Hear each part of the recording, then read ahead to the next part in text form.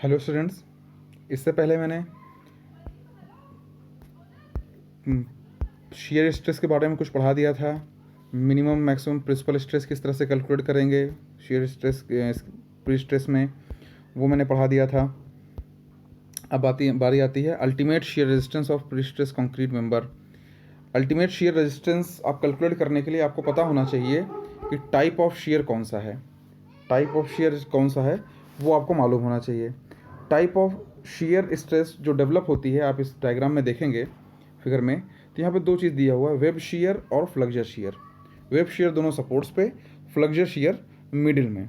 तो web share जो होता है वो सिर्फ शेयर की वजह से, और फ्लक्जर शेयर शेयर और फ्लक्जर दोनों के कॉम्बिनेशन से होता है। इसमें कुछ उसके बारे में दिया हुआ है, जैसे कि two major modes of shear cracking in structure concrete member, these two are generally refers to web shear crack और flexure shear crack. Web shear क्या क्या होता है, generally starts from interior point. देख सकते हैं आप इसमें जो डायग्राम दिखाया गया है, कहीं कॉर्नर से नहीं स्टार्ट हुआ, कहीं बीच से स्टार्ट होगा और इंक्लाइन किसी एक डायरेक्शन में होगा, सपोर्ट के पास।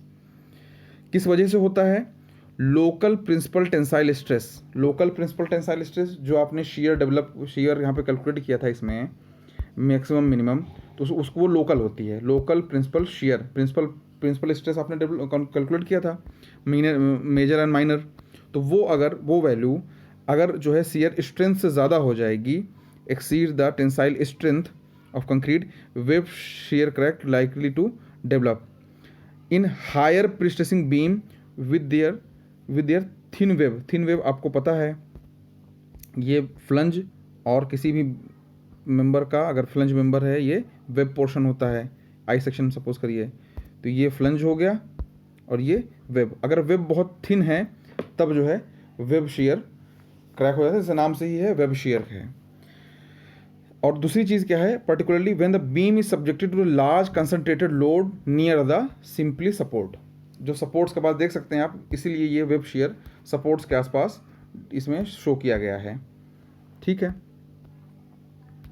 फ्लक्जर शेयर आज first initiated by flexural crack in the incline direction. Inclined ही होते हैं क्रैक, वैसे इंक्लाइन डायरेक्शन में डेवलप होंगे, क्योंकि फ्लक्जर क्रैक जो होगा नॉर्मली वर्टिकल होता है। वो फ्लक्जर की वजह से, यानी कि बेंडिंग की वजह से जो शेयर आता है, जो क्रैक आता है, वो नॉर्मली वर्टिकल आता है। जो ये शेयर की वजह से आएगा, फ्लक्जर शेयर की वजह से वो इंक्लाइंड होगा। ये जो है देख करके आप पता कर सकते हैं शेयर की वजह से है कि बेंडिंग की वजह से है। ठीक है। By flexure crack in the incline direction, flexure shear crack develop when the combined. Flexure shear कब डेवलप होगा, when combined shear and flexure tensile stress दोनों के कॉम्बिनेशन से ही डेवलप होता है ये। Produce principal tensile stress exceeding the tensile strength of the concrete. जो प्रिंसिपल टेंसाइल स्ट्रेस प्रोड्यूस होगा दोनों के कॉम्बिनेशन से, यानी कि मैक्सिमम मिनिमम जो टेंसाइल डेवलप हो रहा है लोकल वाला, वो उसके स्ट्रेंथ से, टेंसाइल स्ट्रेंथ से ज़्यादा हो जाए। In the member without shear reinforcement the incline shear crack extend to compression member, extend to compressive face. अब क्या होगा, अगर इसमें जो है शेयर इन्फोर्समेंट नहीं प्रोवाइड किया गया है तो क्या होगा, ये क्रैक डेवलप होते होते कहाँ पहुँचेंगे, कंप्रेशन। और कंप्रेशन के बाद क्या होगा, क्रैक यहाँ से कंप्रेशन के साइड में पहुँचे, फिर क्या होगा, अचानक से ये पूरा का पूरा जो है पूरा मेंबर ये कोलैप्स हो जाएगा, अचानक से कोलैप्स हो जाएगा, एक्सप्लोजन, सडन एक्सप्लोसिव फेलियर। जो सडन फेलियर होता है वो इस तरह से हो जाएगा। This is sometime refer as the diagonal tensile mode of failure. ठीक है। डायगोनल टेंसाइल मोड अगर कहीं वर्ड आता है तो इसका क्या मतलब है कि वो शेयर और फ्लक्जर दोनों के कॉम्बिनेशन की वजह से, शेयर जो डेवलप हुआ है उसकी वजह से ये फेलियर हो रहा है। ठीक है। ठीक है। अब ये है failure due to web shear crack. Failure due to web shear crack. Web shear crack की फेलियर अगर आपको कैलकुलेट करना है, वेब शेयर क्रैक जो होता है वो फ्लक्जर क्रैक के से अलग होता है। Limiting value of principal tensile stress, जो प्रिंसिपल टेंसाइल स्ट्रेस की वैल्यू है उसकी वजह से होता है, उसकी वजह से कंट्रोल होता है, गवर्न होता है। This failure is assume to be place when the principal tension exceed the tensile strength of a concrete. जो प्रिंसिपल टेंशन है वो टेंसाइल स्ट्रेंथ को एक्सीड कर जाए तब ये जो है फेलियर होता है। तो उसके लिए जो फार्मूला यूज़ करते हैं वो ये फार्मूला यूज़ करते हैं। सीधा फार्मूले पर चलते हैं हम।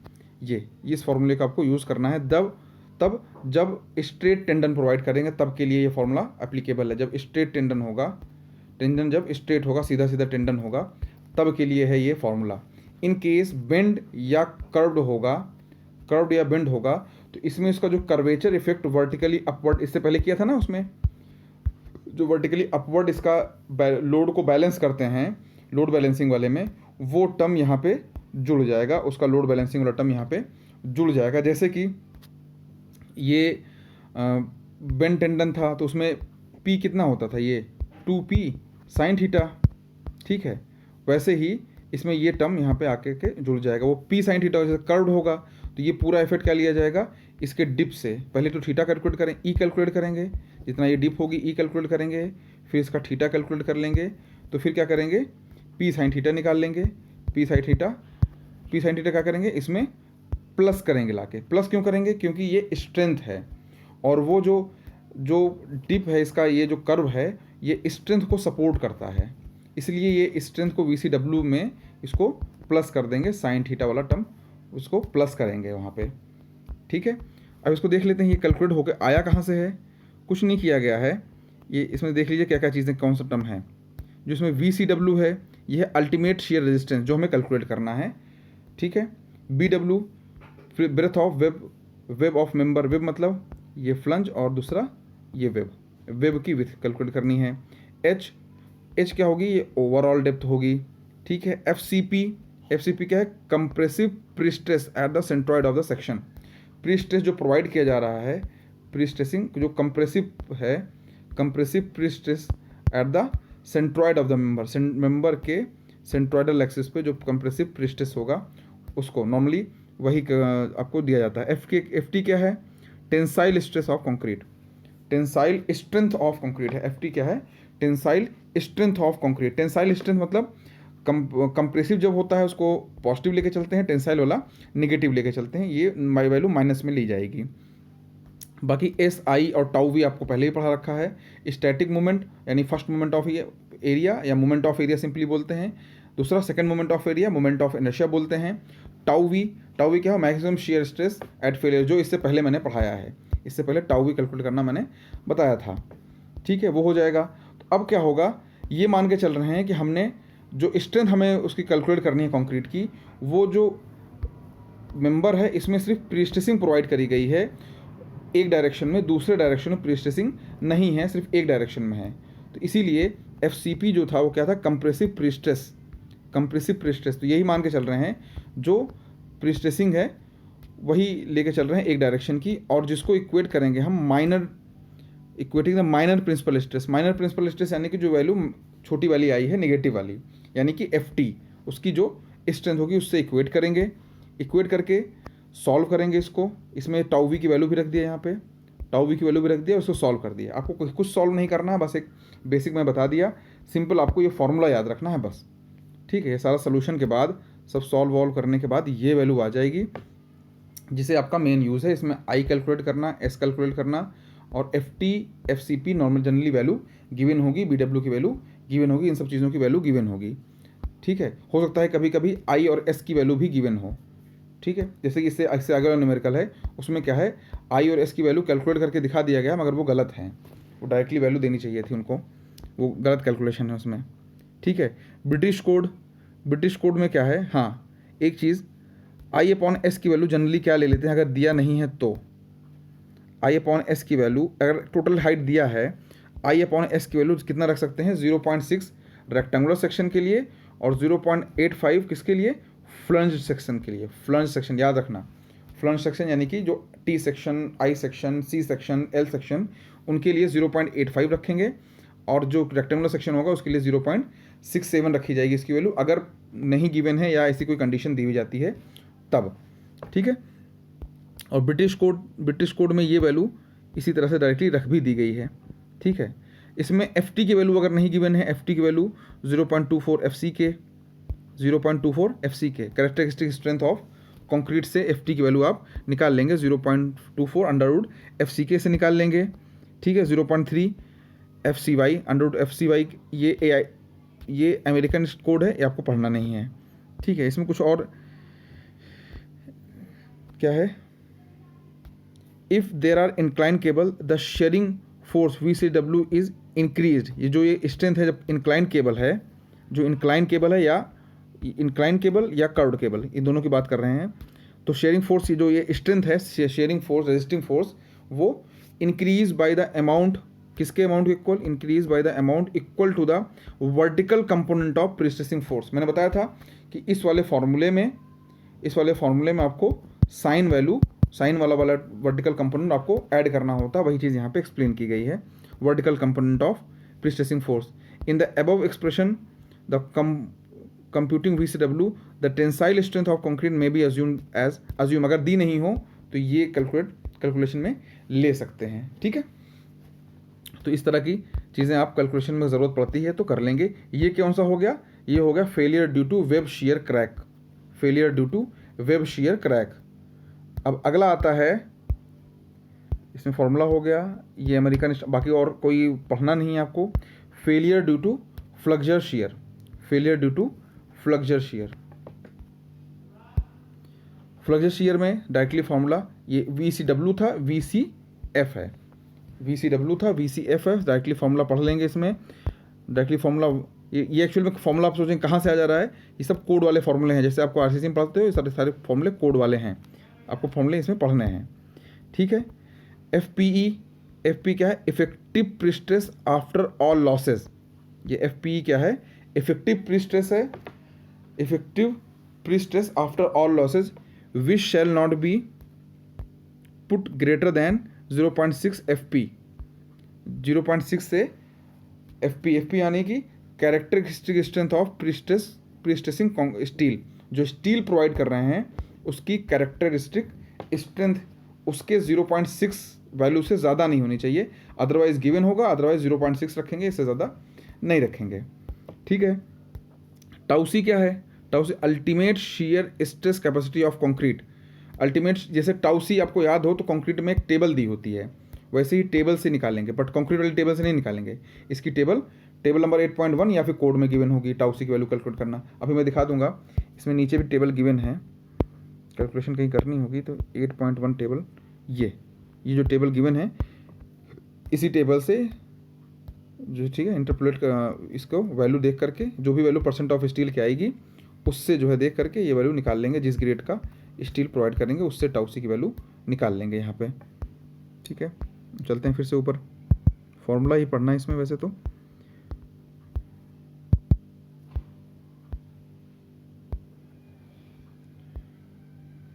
ठीक है।